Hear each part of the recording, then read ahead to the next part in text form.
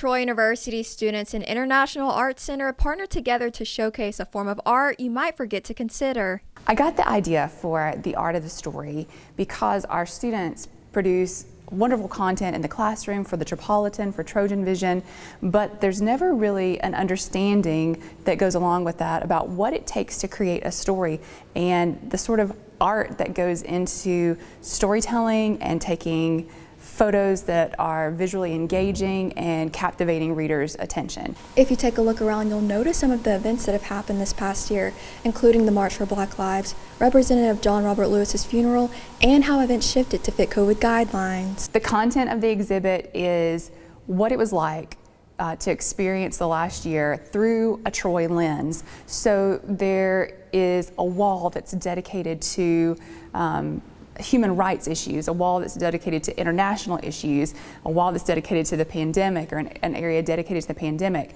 And so it's all these big national stories that were being covered, but when you come and look at the exhibit here, it's how those things were happening and how students and faculty and staff at Troy were experiencing those things. The exhibit showcases forms of journalism to express the different ways students have been able to bring events to life through words and photographs. At the International Arts Center, we're always looking for ways to display different students' work.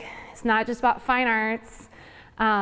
This story, the act of telling a story, the art of it is so important. And so we just wanted to find a way to lift up our journalism students and just engage our audience with a different type of art form. There is a craft to creating news, and it's an art form on its own, trying to figure out what the truth of the story is and who can help explain that and how to do it in a credible way, and then package it in an engaging way where people actually read the content, because at the heart of it, journalism is a public service, but the creation of what happens when students are working on stories and taking photos and collecting video, that's all art.